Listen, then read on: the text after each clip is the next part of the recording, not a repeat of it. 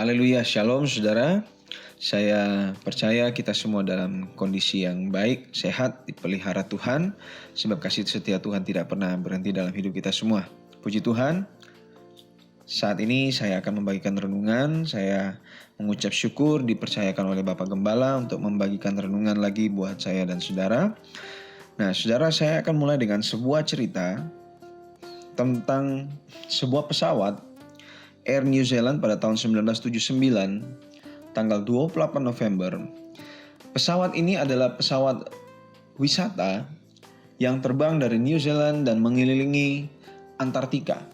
Ada pemandangan yang begitu bagus di Antartika sana dan banyak turis-turis dari negara-negara lain yang datang untuk mengikuti tur wisata ini. 11 jam di atas pesawat, mereka akan mengelilingi seluruh Antartika dan mereka akan mengambil foto, mereka akan menikmati pemandangan yang begitu indah. Nah, saudara, apa yang terjadi pada penerbangan ini? Ternyata penerbangan ini tidak sempat kembali ke New Zealand sebab mengalami kecelakaan dan menabrak gunung Erebus di Antartika. Suatu kejadian yang sangat fatal dan menewaskan 237 orang dan 20 kru pada pesawat itu. Dan kemudian dilakukan penyelidikan yang ternyata didapati bahwa kecelakaan tersebut disebabkan oleh sebuah hal yang sangat sepele, yaitu kesalahan pengetikan koordinat pada rute pada flight plan yang diberikan kepada pilot.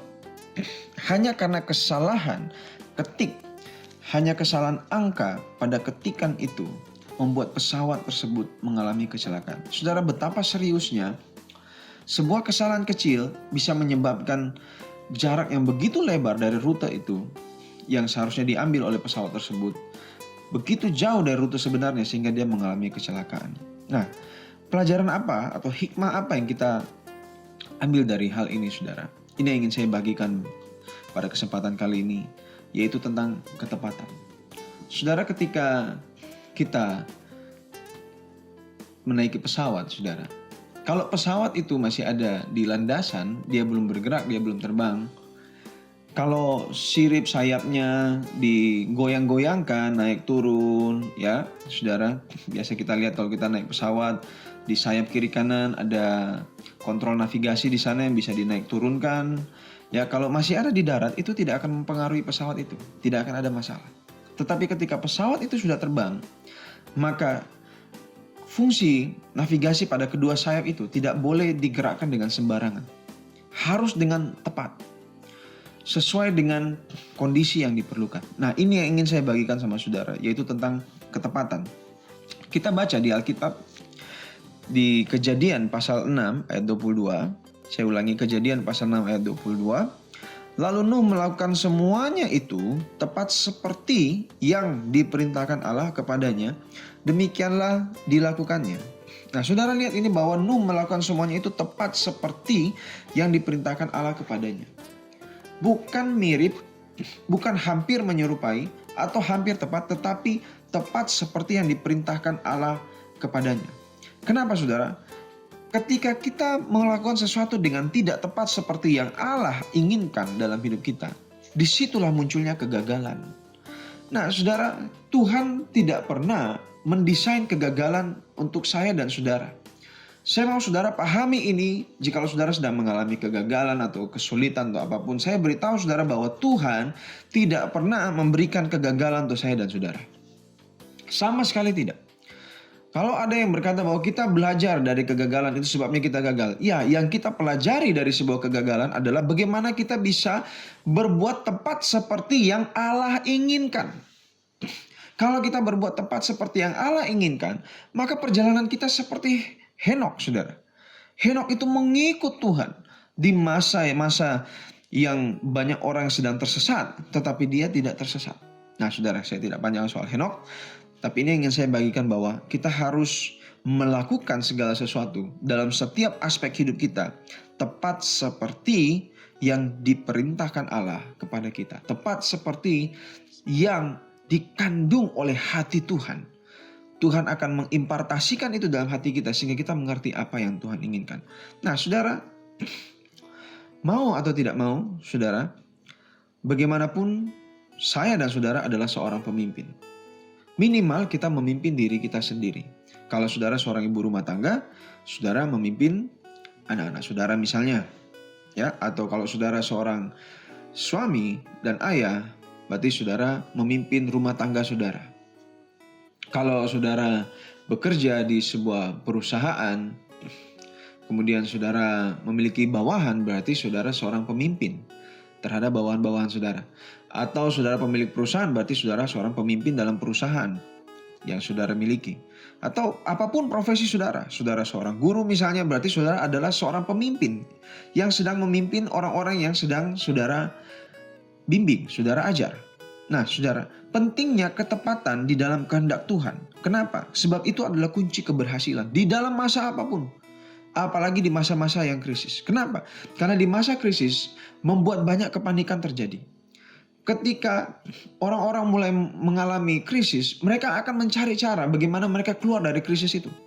Mereka akan mencari cara dengan segala sumber daya mereka supaya mereka bisa mengatasi krisis itu. Itu adalah manusiawi.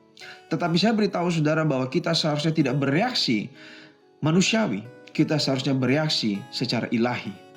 Secara apa yang Tuhan kehendaki dalam hidup kita.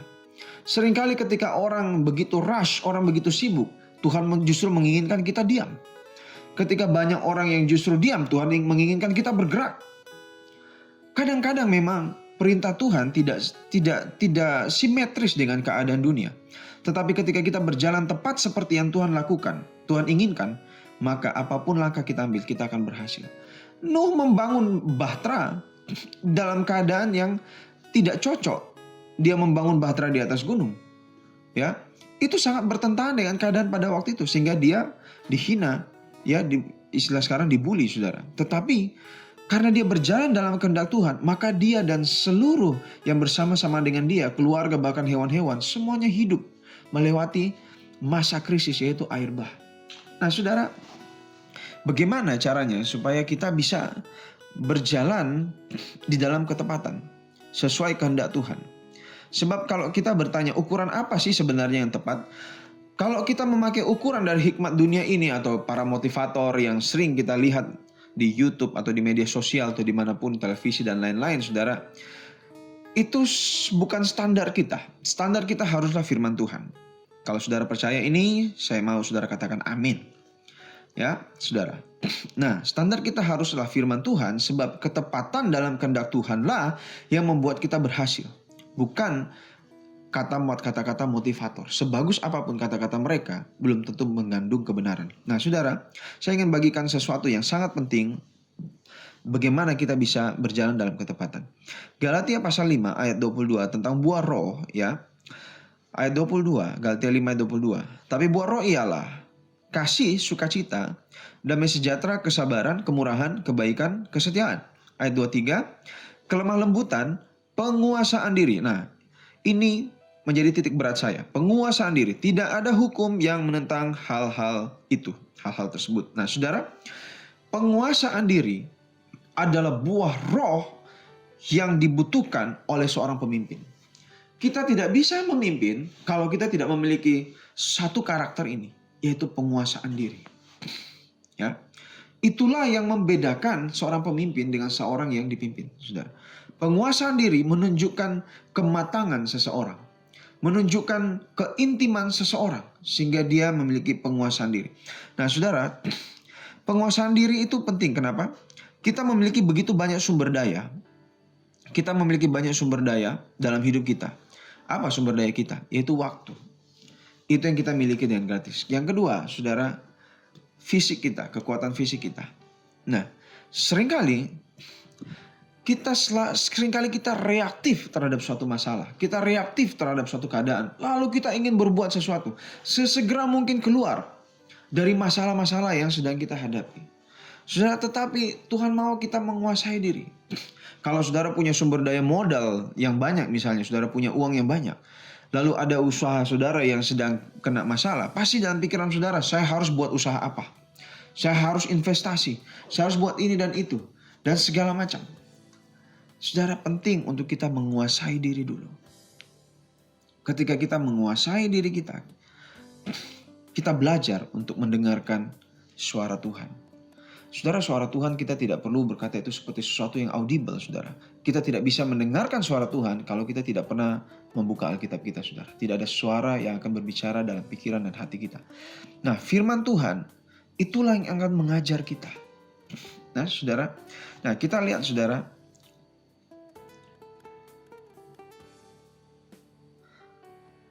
Di Yesaya pasal 30 ayat 20. Dan walaupun Tuhan memberi kamu roti dan air serba sedikit, namun pengajarmu tidak akan menyembunyikan diri lagi, tetapi matamu akan terus melihat Dia. Nah, saudara, kalau setelah saudara memiliki penguasaan diri, ya, selanjutnya firman Tuhan katakan bahwa walaupun Tuhan memberi kamu roti dan air serba sedikit, tapi pengajarmu tidak akan menyembunyikan diri lagi. Pengajar ini P-nya besar, saudara. Artinya Tuhan atau Roh Kudus. Tetapi matamu akan terus melihat Dia. Nah, ayat 21 dari Yesaya pasal 30 ini berkata, dan telingamu akan mendengar perkataan ini dari belakangmu. Inilah jalan. Nah, perhatikan, saudara. Ketika kita bisa mengendalikan diri kita, kita akan mudah diajar. Ya, pengajarmu tidak akan menyembunyikan diri lagi. Dan apa yang akan diajarkan? Telingamu akan mendengar perkataan ini dari belakangmu. Inilah jalan, berjalanlah mengikutinya. Kita semua butuh jalan. Jalan apa yang harus kita lakukan? Jalan apa yang harus kita tempuh? Jalan apa yang harus kita lalui? Kita tidak tahu apa yang akan terjadi di masa depan. Tapi Tuhan sudah ada di depan sana, menyediakan masa depan untuk saya dan saudara. Dan bagaimana kita bisa sampai di sana? Kita harus mau diajar, saudara. Kita akan mendengar perkataan ini. Inilah jalan, berjalanlah mengikutinya. Bagaimana aplikasinya dalam kehidupan kita? Kehidupan kita akan dituntun. Yang terpenting adalah tundukkan diri kita. Kuasai diri kita dan tundukkan diri kita di bawah otoritas firman Tuhan. Otoritas Tuhan, saudara. Sehingga kita tahu apa yang harus kita lakukan. Seringkali ketika kita ingin mengambil sebuah keputusan, kalau itu didasari oleh karena kepanikan, saudara, ujung-ujungnya pasti salah. Tetapi kalau itu didasari dengan damai sejahtera, ciri-ciri tuntunan Tuhan adalah damai sejahtera. Damai sejahtera dalam hati kita, damai sejahtera dalam hati keluarga kita, damai sejahtera melalui pemimpin rohani kita, saudara. Itu yang mengkonfirmasi bahwa tindakan yang kita ambil tepat seperti yang Tuhan inginkan. Nah, saudara, saya mau untuk saat-saat seperti ini kita belajar untuk menenangkan hati, menguasai diri kita, dan kita minta Tuhan mengajar kita sehingga kita berjalan di dalam ketepatan. Saya percaya sekalipun dunia di luar sana mengalami krisis, tetapi anak-anak Tuhan yang berjalan dalam ketepatan sesuai kehendak Tuhan akan dipromosikan, akan dilimpahkan, akan diberkati, tidak akan kekurangan suatu apapun. Mungkin saat ini saudara sedang mengalami setback, ada kemunduran dalam hal usaha, dalam hal keuangan, mungkin dalam hal karir, dalam hal apapun, saudara. Tetapi saya percaya bahwa bagi dunia itu adalah setback, sebuah kemunduran. Tapi bagi Tuhan, Tuhan sedang menyiapkan kita untuk sesuatu yang besar. Seperti Yusuf. Ketika dia dibuang, kemudian dia dijual, saudara. Kemudian dia masuk penjara. Sepertinya itu sebuah disaster buat Yusuf. Sepertinya itu sesuatu yang jelek buat Yusuf. Tetapi sebenarnya Tuhan sedang menyiapkan Yusuf untuk suatu perkara yang besar. Dia dipersiapkan untuk suatu krisis besar yang akan terjadi di atas muka bumi. Suatu krisis besar yang kalau tidak ada Yusuf di sana, mungkin Israel akan mati, saudara. Yakub dan anak-anaknya akan mati dengan kelaparan. Nah, saudara, saya percaya saya dan saudara adalah orang-orang pilihan Tuhan. Kita disiapkan untuk masa-masa ini, bukan untuk menjadi korban. Saya ulangi, kita disiapkan untuk masa-masa krisis akhir zaman ini bukan untuk menjadi korban, tetapi untuk berjalan dalam ketetapan Allah, untuk berjalan seperti Yusuf. Kita menjadi saluran hikmat Tuhan bagi dunia ini, saudara. Orang katakan ada new normal dan segala macam. Saya percaya, saudara, melalui musim apapun, kita tidak akan menjadi korban. Kita akan menjadi pemenang. Di dalam Yesus, oleh karena salib Kristus, pertarungan kita adalah pertarungan yang sudah pasti dimenangkan. Karena Yesus sudah memenangkannya bagi kita semua. Mari berjalan di dalam ketepatan yang Tuhan inginkan bagi kita. Tuhan Yesus memberkati. Amin.